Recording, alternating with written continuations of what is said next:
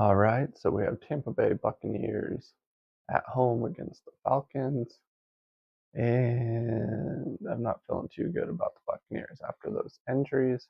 Chris Godwin went down at the end of the game, Mike Evans left, and without those two receivers, it is going to be a bad deal for the Buccaneers.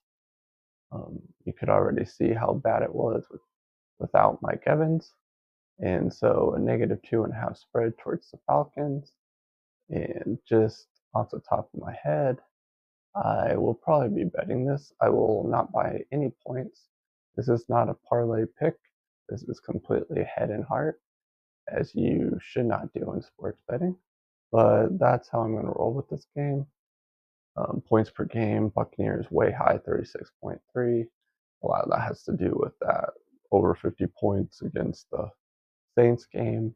Their defense is giving up 30, though, with all those injuries. But the Falcons' defense is giving up 27 points, but they're scoring 20 and a half, and I don't think that Buccaneers offense is going to be able to keep up if they have no Mike Evans and Chris Godwin.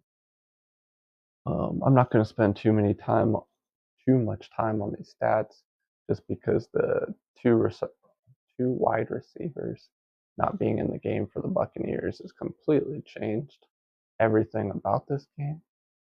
Points per play, though, was already at 3.4, but that's including Mike Evans and Chris Godwin, like I said. The defenses are both pretty bad, 3.6 for the Bucks, 3.8 for the Falcons. The Falcons, I'm not surprised because Raheem Morris was their coach, and he is not the greatest coach. I was surprised when they hired him. I would have went with Bill Belichick, but the guy in the front office was too power hungry and didn't want to give up some of the say he had. Um, if we're looking at total expected points as of now, it's 7.5, 1.3, and that's 6.2 spread or a -6 for the Bucks. But without those receivers, that is not going to be anywhere near that. But point differential, Bucks are losing that -3. Oh no, they're winning 3.9 to 0.9 for the Falcons. Then let's scroll over here to the game cards. We have Buccaneers 79.4%. But if you factor in the wide receivers, the edge goes to the Falcons.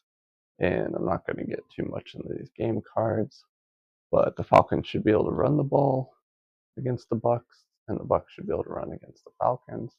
So if the Buccaneers are smart, they will just stick with the run against this Falcons defense that isn't playing too great against the run, but the Bucks are even worse. So hopefully the Falcons figure that out and just run the ball. You never know what these head coaches and coordinators are going to do. They don't always come up with the greatest game plans, and uh, the coaches in the league have gotten a lot worse than they used to be. That's the game for me. I'm betting the Falcons at -2.5. My name's Jordy. You've been watching Betman Sports Betting, and I'll see you in the next video.